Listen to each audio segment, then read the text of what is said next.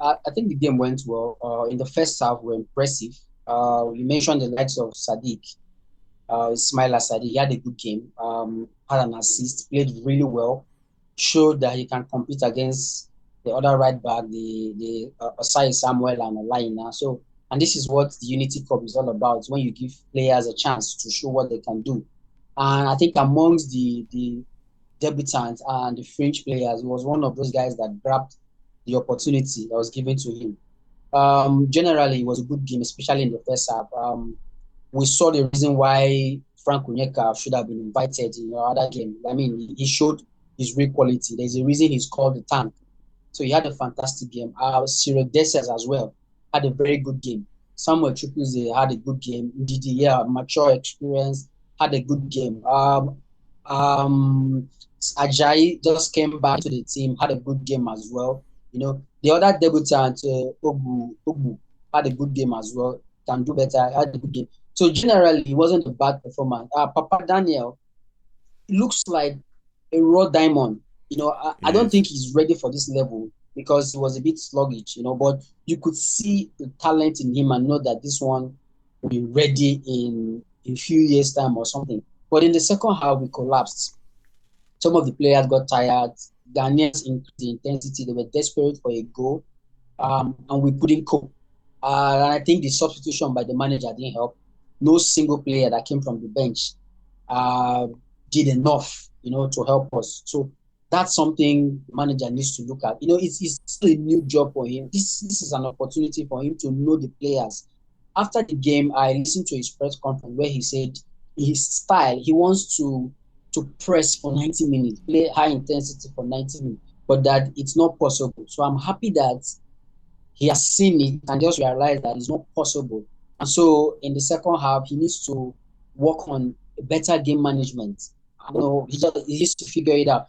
What he wanted to do was to bring more attackers to press high up the pitch and take the pressure. But unfortunately, it didn't work. So maybe in the next few games, he will probably think about the different way of managing the game, different way of finishing the game. Maybe more midfielders instead of more attackers this time around. But overall, it was a good game. This is what competitions and friendly games are, where you just see things from a different perspective and prepare for the major competitions and major international games that will come. So overall, it was a good game, and I was happy, Yeah, especially winning against Niger. I agree with you. It was fun, beating our noisy neighbors. The final is going to be interesting. It's going to be Afrobeat versus dancehall and reggae. Yeah, we've just eaten some good portion of jollof rice from Ghana.